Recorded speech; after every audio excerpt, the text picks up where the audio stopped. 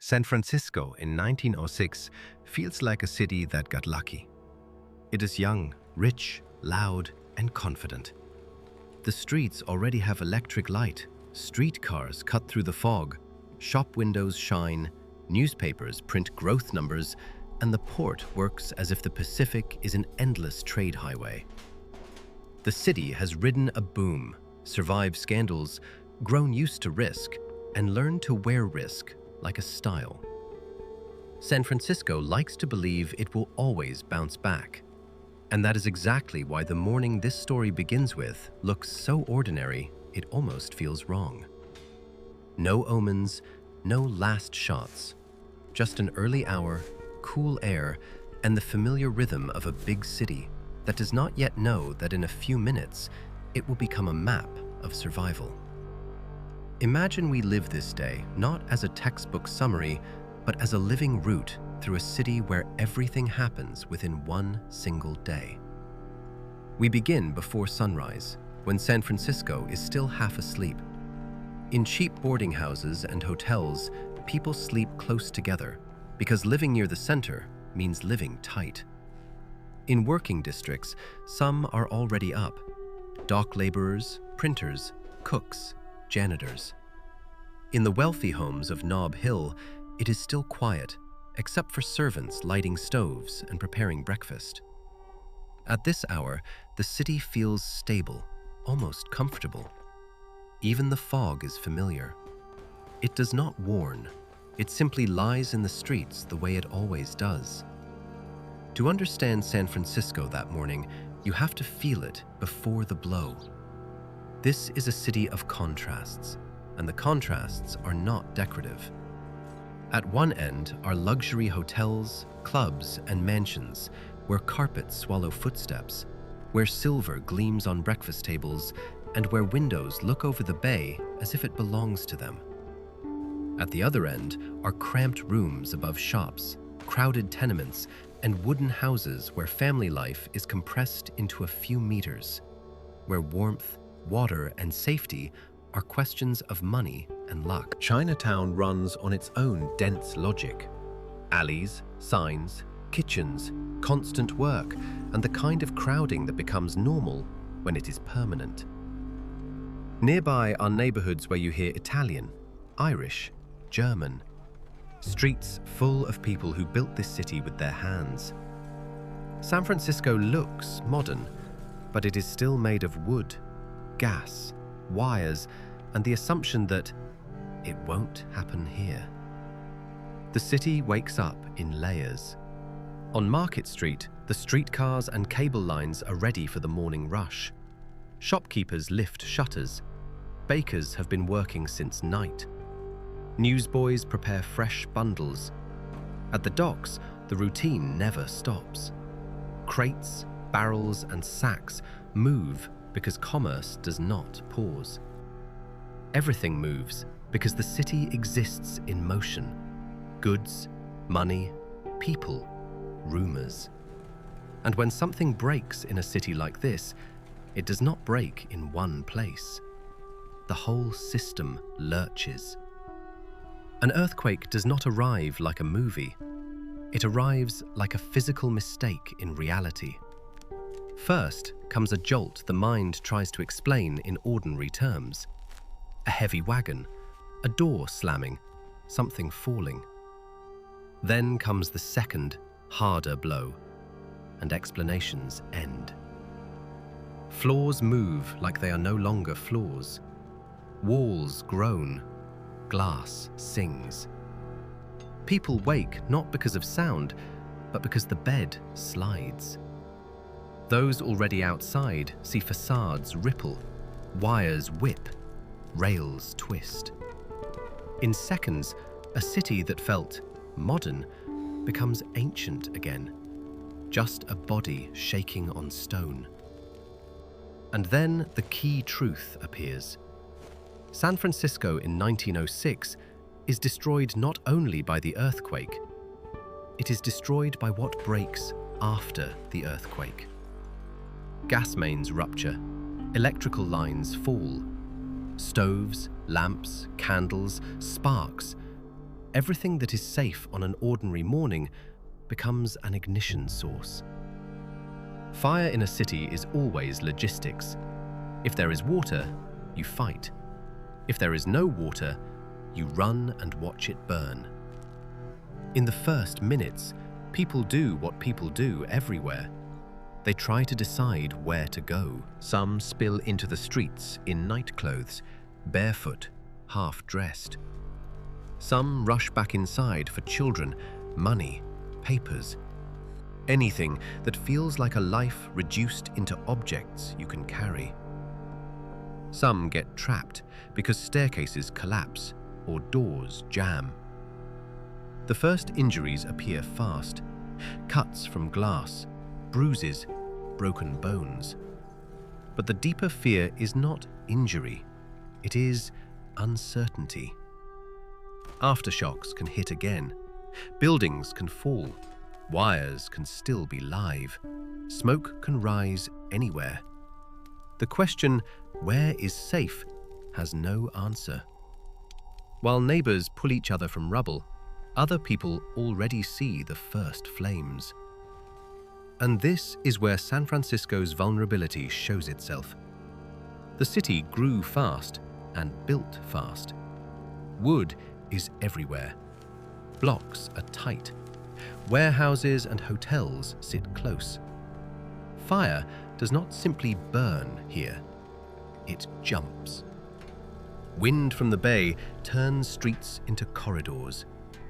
And then the worst failure happens: the water system. The earthquake tears water mains apart. Hydrants can stand in the street like symbols of order, but inside them, there is nothing.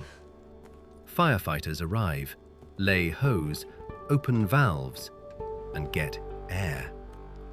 From that moment, the city enters a one-day cascade where every choice is a response to the failure of the last. Firefighters, police, soldiers, officials, everyone tries to act. But acting without water means hard decisions. Some try to create breaks by tearing down buildings so flames cannot leap farther. Some use explosives to stop the fire. But explosions also start new fires because sparks and debris fly into other blocks. In a city without water, every solution becomes a trade between bad and worse.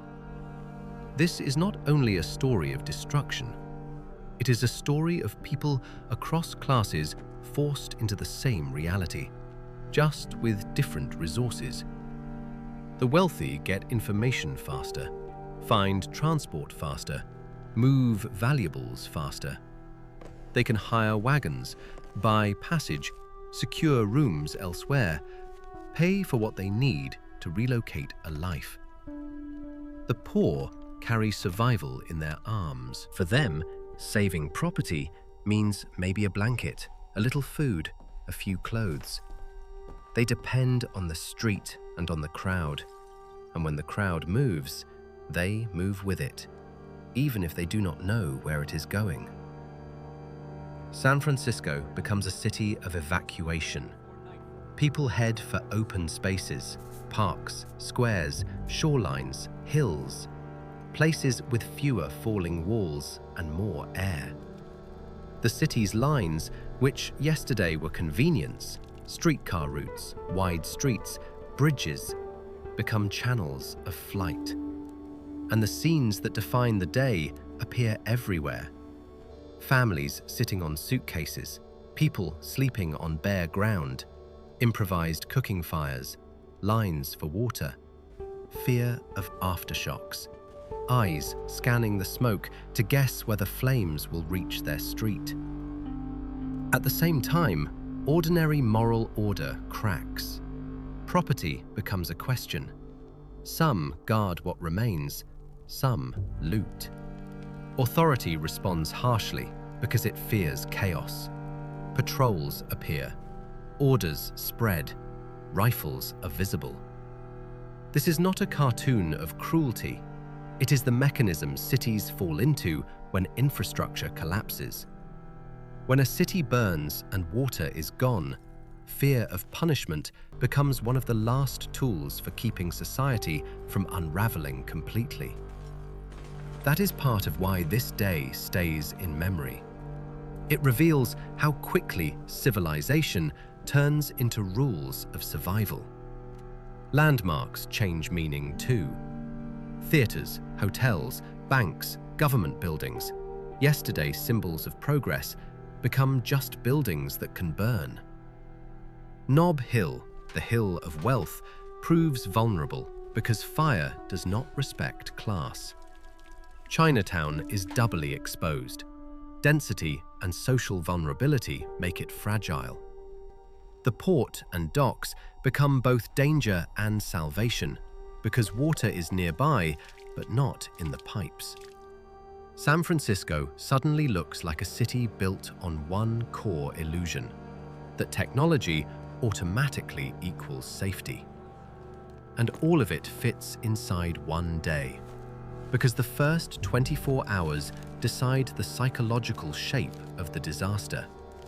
People still believe the fire can be stopped. They still assume this spot is safe. They still think we'll sleep and return tomorrow. Then they watch a neighborhood vanish in an hour. They learn that money cannot always buy water, that papers saved from one building can be lost in the next crowd surge, that a city is not its skyline, it is infrastructure. And when that fails, everything else becomes scenery. By evening, San Francisco becomes a glowing horizon. Flames are visible from far away. The sky turns dirty orange, then black. Smoke drops low, and people on hills and in parks watch fire move across the map like a living thing. The city that was loud and bright now looks like an organism losing its skin while still glowing from inside. Night is the hardest part, because fire at night feels twice as large. People lie on the ground, but do not sleep. They see flashes, smell smoke, feel ash settling on clothes. Children are wrapped in coats. Some find water, others do not.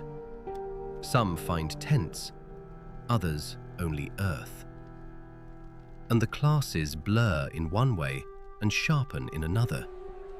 Rich and poor may sit on the same patch of ground, but their next week will not look the same. Near the end of the day, when the one-day frame begins to close, morning does not arrive as relief. It arrives as a test. People rise and see the fire did not pass.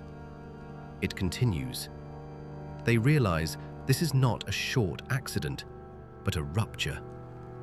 Many will have nothing to return to. That is the moment San Francisco becomes not only a story of destruction, but of rebuilding. New rules, new materials, new infrastructure. But that is the next chapter. In this one-day story, the point is sharper. How quickly a modern city became as vulnerable as any wooden maze of the past, because the systems that keep life stable proved fragile. San Francisco in 1906 teaches one simple, brutal lesson. Disaster is not a moment, it is a chain. The ground moves, and what happens next depends on what breaks, what you have, and how fast you accept that the rules have changed. For some, the day ends with the loss of a home. For others, a business. For others, a family. For the city, the day ends with the loss of the illusion that progress guarantees protection. Seen through a one-day lens, the story becomes clearer. In the morning, you are simply a resident. By evening, you are a refugee in your own city. By night, you are someone who understands that what felt normal can vanish faster than you can finish dressing. And that feeling remains long after the smoke clears. A city can be rebuilt, but confidence that the world is stable returns much more slowly.